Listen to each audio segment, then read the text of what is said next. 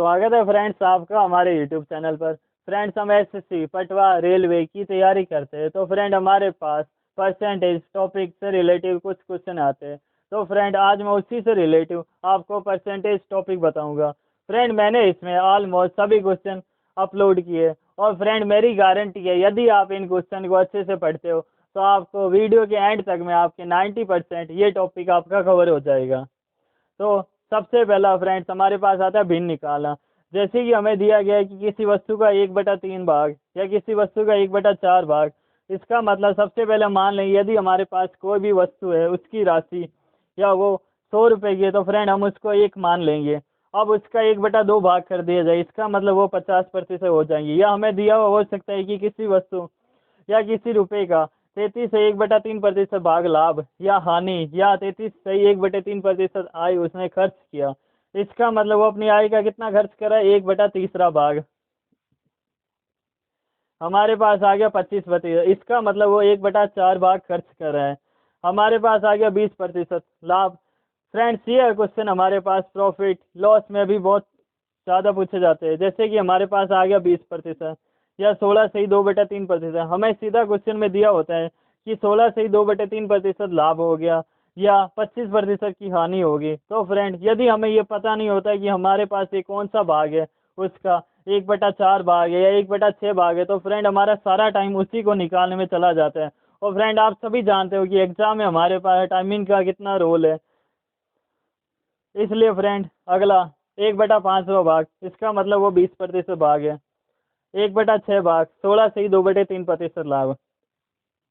ये question very very important. ये हमारे पास प्रॉफिट लॉस में फिक्स आते ही आते हैं। जैसे कि 14 से ही 2/7% लाभ या 12 से 1/2% हानि, कुछ भी दिया हो तो फ्रेंड ये हमें पता होना चाहिए कि ये 1/7 भाग है या 1/8वां भाग है।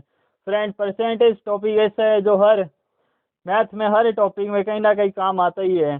जैसे कि 1/9 भाग 11 से 1/9%।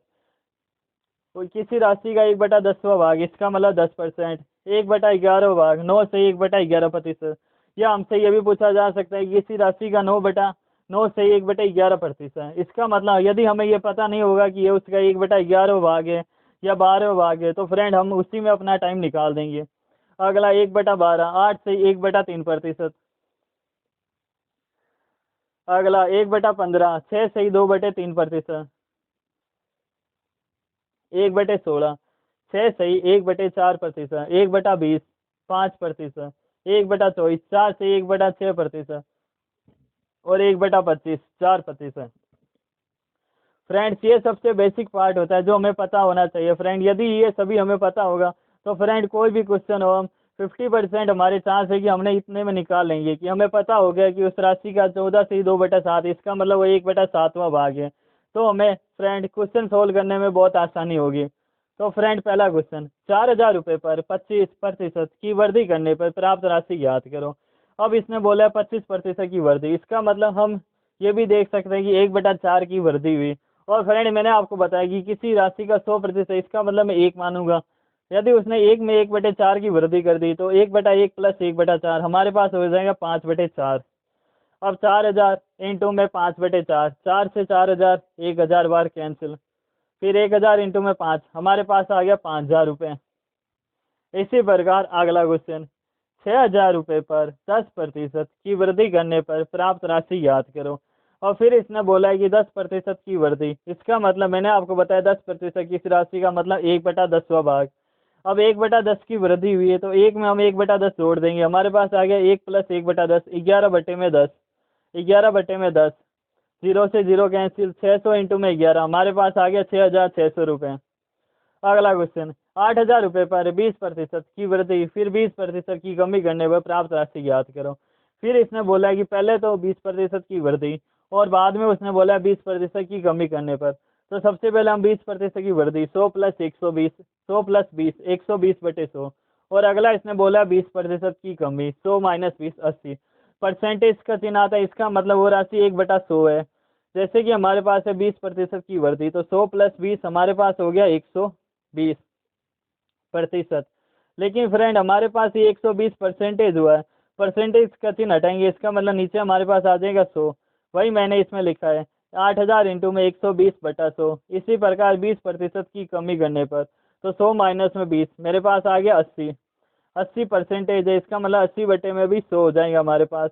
अब मैं इसको कैंसिल कर लूँगा ऊपर नीचे, मेरे पास आ गया 7680 रुपये। 20 की टेबल से ये 6 बार, ये गया 20 की टेबल से 5 बार। 20 इंटू में 4 80 और 20 इंटू में 5 100। अब 5 से ये मैं कैंसिल कर दूंगा, 5 एकम 5, मेरे पास आ गया 30 से 1600। फिर मैं 5 की टेबल से इसको कैंसिल कर लूँगा, 5 की टेबल से ये 3 बार 15। फिर शेषफल 1 10 320।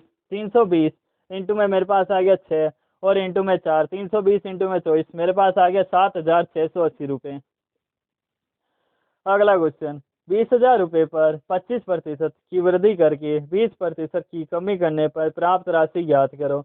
अब इसने क्वेश्चन में बोला 25% की वृद्धि, इसका मतलब 100 में हम 25 को जोड़ लेंगे। 100 प्लस 25, मेरे पास हो गया 125 बटे में 100, मतलब हो गया 5 बटे में 4। अगला है 20 इंटू में 4, 20% की कमी, 100 माइनस 20, 80 बटे 100।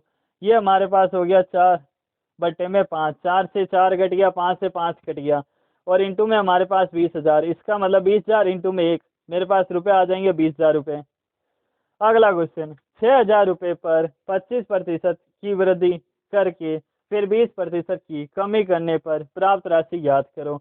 अब हमारे पास इसने दिया है कि 25% की वृद्धि और फिर इसने बोला है 20% की कमी, तो सबसे पहले 100 प्लस में 25, हमारे पास हो जाएगा 125 बटे में 100। और अगला इसने बोला है कि 20% की फिर से वृद्धि, इसका मतलब 100 प्लस 20, 120 बटे 100। तो हम इसको काट लेंगे, 25 की टेबल से ये 5 बार और ये गया 4 बार, 20 की टेबल से ये 6 बार और ये कट जाएगा 5 बार, 5 से 5 कैंसिल, 4 की टेबल से 6,000 1500 बार, 1500 इंटू में 6, मेरे पास आ जाएगा 9,000 रुपये। अब अगला टाइप, जैसे कि फ्रेंड हमारे पास इस कंडीशन दी है कि किसी संख्या में एक x% की वृद्धि करके और उसी में x% की कमी करने पर, या हमें क्वेश्चन में दिया होता है किसी संख्या में x% की पहले कमी और फिर x% की वृद्धि करने पर, दोनों ही स्थिति में हमारे पास x² बटा 100% की हमेशा कमी आएगी। अब मैं आपको क्वेश्चन बताता हूँ, जैसे कि किसी संख्या पर 50% की वृद्धि करके 50% की कमी करने पर वह संख्या 125 कम हो जाती है, तो प्रारंभिक संख्या ज्ञात करो। सबसे पहले इसने कंडीशन में दिया है कि किसी संख्या पर x% की वृद्धि करके और x% की कमी, हमारे पास दोनों वैल्यू सेम दी है, x बराबर में हमारे पास है 50%, तो हम फॉर्मूले का यूज करेंगे।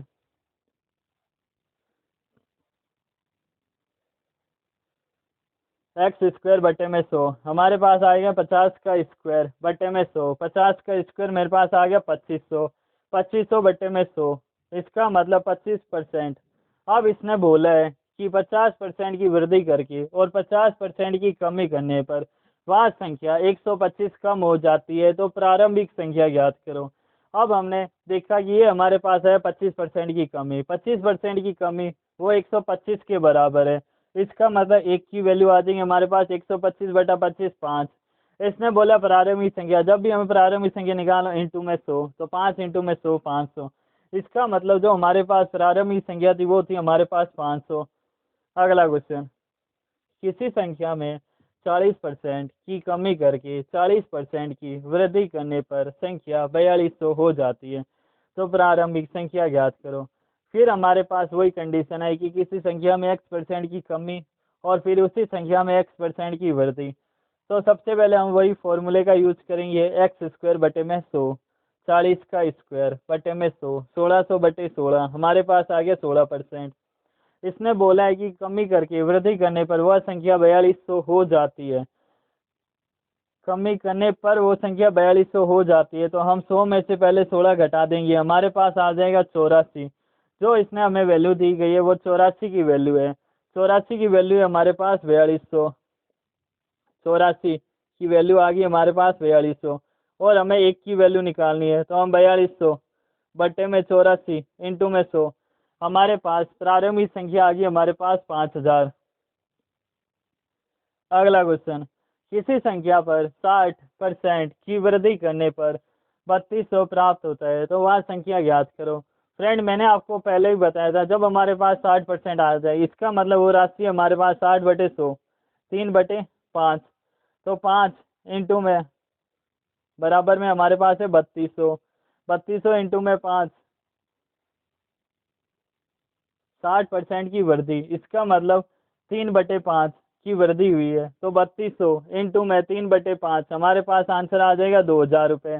तो वह संख्या हमारे पास आ गई 2000 रुपये। अगला क्वेश्चन, 16,000 रुपये पर 16 सही 2/3% की वृद्धि करने पर। फ्रेंड मैंने आपको ये सभी मैंने स्टार्टिंग में आपको मैंने बताया कि 16 सही 2/3% भाग, इसका मतलब वो उस राशि का 1/6 भाग है। अब इसने बोला है कि 1/6 की वृद्धि, इसका मतलब 1 + 1/6, हमारे पास आ गया 7/6। तो हम 6,000 इंटू में 7/6, हमारे पास आंसर आ जाएंगे 7,000। इसने बोला है कि वृद्धि करने पर प्राप्त राशि कितनी होगी, हमारे पास आ गई 6,000 इंटू में 7/6, वो राशि होगी 7,000 रुपये। अगला क्वेश्चन, 2700 रुपये पर 11 सही 1/9% की वृद्धि करने पर प्राप्त संख्या याद करो।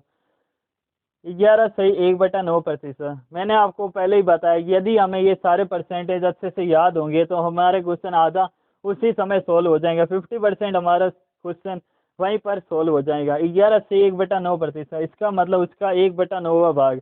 इसने बोला है कि 1/9 भाग की वृद्धि करने पर, मैंने आपको पहले ही बताया कि किसी वस्तु का या किसी राशि का 100% भाग, इसका मतलब वो 1, और 11 से 1/9%, इसका मतलब 1/9 की वृद्धि, हमारे पास आ गया 1 + 1/9, 10/9।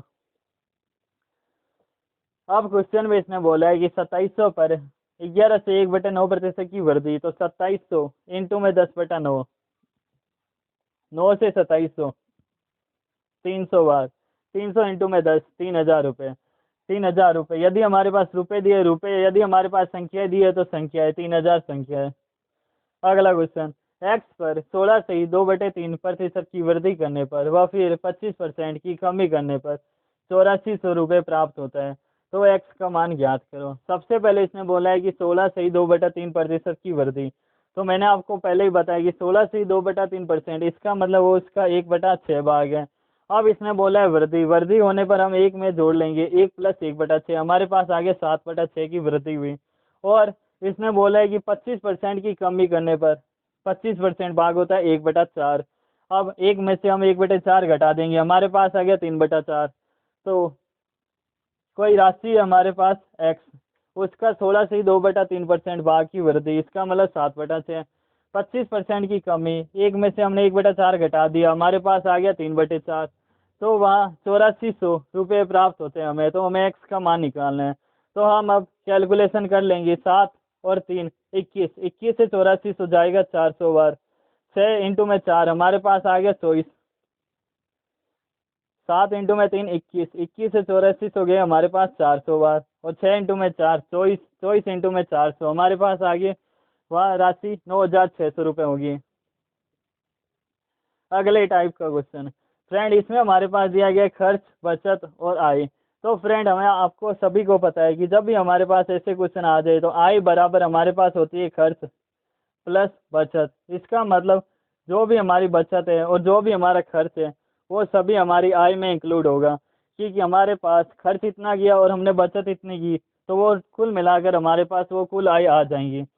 जैसे कि क्वेश्चन में हमें दिया गया कोई व्यक्ति अपनी कुल आय का 66 सही 2/3% भाग खर्च करता है। 66 सही 2/3, 66 इंटू में 3, 60 इंटू में 3 180, और 6 इंटू में 3 18, 180 + 18 198 + 2 200, 200 बटा में 300, हमारे पास आ गई 2/3 भाग। 66 सही 2/3, इसका मतलब उस राशि का 2/3 भाग उसने खर्च कर लिया। तो मतलब बचाया कितना, वो हम एक में से घटा देंगे, 1 - 2/3 1/3, इसका मतलब बचा वो कितने रहा 1/3 भाग, खर्च वो कितना करा है 2/3 भाग।